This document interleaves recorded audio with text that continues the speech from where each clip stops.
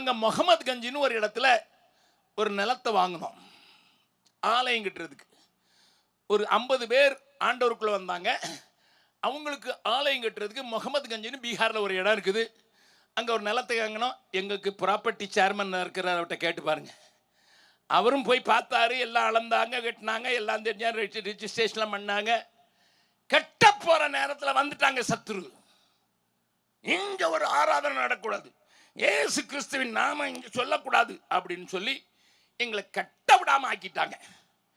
அதனால அங்கே இருந்த தலைவர் அர்ஜுன் அவர் சொன்னார், அண்ணே இந்த லேண்டெல்லாம் அங்கேயாவது இன்னொரு இடத்துல கெட்டோன்னுட்டு 13 கிலோமீட்டர் தூரத்தில் உள்ள மஜ்யா அப்படின்னு சொல்கிற ஒரு கிராமத்தில் அங்கேயும் விசுவாசிங்க இருந்தாங்க.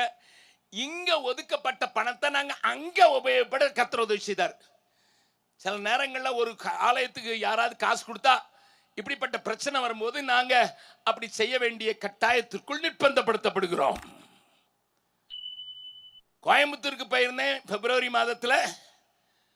அங்கே நான் மார்ச் மாதம் முதல்ல ஒரு சபையிலிருந்து அவங்க ஒரு சர்ச்சுக்கு கட்டுற காசு 5 லட்சம் 10 லட்சம் பணத்தை கயா பட்டணத்தில் நாங்கள் செய்கிற ஊழியத்தில் கட்டுற கட்டடத்துக்கு கொடுத்தாங்க. நான் போன நாளில் அவங்களுக்கும் கூட்டம் வச்சுருந்தாங்க, லெந்து நாட்கள் கூட்டம். என்னைய பார்த்து சொன்னாங்க, நாங்கள் கூட்டம் வச்சுருக்கோம், நீங்கள் எங்கள் சபை உங்களை தாங்குதில்லைன்னாருங்க. நான் சொன்னேன், ஐயா எனக்கு டைம் அதுதான், அதில் நான் செய்ய முடியும்னு சொன்னபோது கூட்டத்துக்கு வந்தவங்க 7000, அங்கே போனவங்க 27 பேர். அதுக்கு நான் பொறுப்பு இல்லையே. ஹலோ, அங்கே இருக்கிற செக்ரட்டரி எனக்கு லெட்டர் எழுதியிருக்கிறார். என்ன எழுதியிருக்காது? ஏய் crook Augustine Jebakumar. Hello, letter வச்சிருக்கேன். நீ பண பைத்தியம். நாங்கள் 10 லட்சம் 2 சர்ச்சு கட்டுற பணத்தை ஒரே சர்ச்சு ஜெம்ஸுக்கு நம்பி கொடுத்தோம்.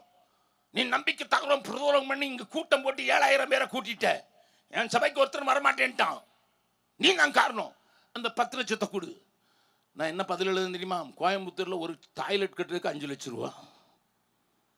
நீ 2 டாய்லெட் கட்டி ஒரு 2 சர்ச்சு கட்டணும்னு நினச்சின்னா என்னப்பா ஆகுறது? அதுக்கு அவர் எழுதின காரணம், டெடிக்கேஷன் வைக்கும் போது கூப்பிடலையா அந்த சர்ச்சுக்கு டெடிக்கேஷன். நான் சொன்னாங்க, இன்றைக்கி 300 பேர் கூடுறாங்க, நீங்கள் கொடுத்த காசை வச்சு செட்டினதுக்கு 300 பேர் கூடுறாங்க. அங்கே பக்கத்தில் பயங்கர எதிர்ப்பு, 3 ஊர்வலம் நடத்துனாங்க.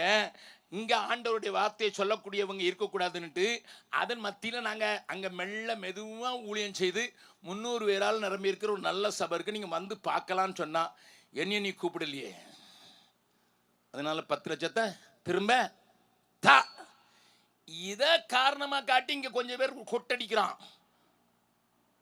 அங்கே செஞ்சகுமார் சர்ச்சு கிட்ட கொடுத்தா வேற எதுக்காக செலவழிச்சிருவாருன்ட்டு. சார், மை டியர் பிரதர்ஸ், இதையும் நம்புகிற ஒரு கூட்டம் இருக்கலாம். நான் இதை சொல்ல வேண்டிய கட்டாயத்துக்கு வந்துட்டேன். நல்லா கவனிங்க. கர்த்தர் செய்கிறது அந்த இடத்துல என்ன செஞ்சா தெரியுமா? முகமது கஞ்சை விட்டுட்டு நாங்கள் இன்னொரு இடத்துல சர்ச்சு கட்டிட்டோம். அதுக்கு நான் தான் திறப்புழாக்கு போயிருந்தேன். ஒரு சர்ச்சையும் பார்சனேஜையும் கட்டிட்டோம். இப்போ மறுபடி அந்த நிலத்தை வித்துடலான்னு நினைக்கிற நேரத்தில் கொஞ்சம் விசுவாசிங்க 5 பேர் நாங்கள் எங்கேயா போகணுன்ட்டு அந்த நிலத்தில் உட்காந்து ஜோம் பண்ண ஆரம்பித்தாங்க. மறுபடி கலாட்டா பண்ணிட்டான். போலீஸ் வந்துட்டு, போலீஸ் வந்தோடனே கேட்டாங்க, இவங்க நாங்கள் ஜோம் பண்ணுறதுக்கு தானே அதை யூஸ் பண்ணுறோன்னு சொன்னேன். போலீஸ் சொல்லிச்சு, நீ ஜெபம் பண்ணுறதுக்கு ஒரு ஜெப ஆலயத்தை கட்டி செய்யணுட்டு போலீஸ் நின்று எங்களுக்கு ஆலயம் கட்டி கொடுத்துருக்குது. டெடிக்கேஷனுக்கு வர முடிஞ்சால் வாங்க. பக்கத்தில் இருக்க சொல்லுங்க, எதிர்ப்பு வந்தால் நல்லது. அவன் எதிரி வெள்ளி பொண்ணு கூடாரம் குதிரை எல்லாத்தையும் விட்டுட்டு உனக்கு உபயோகத்துக்கு விட்டுட்டு போயிடுவான்.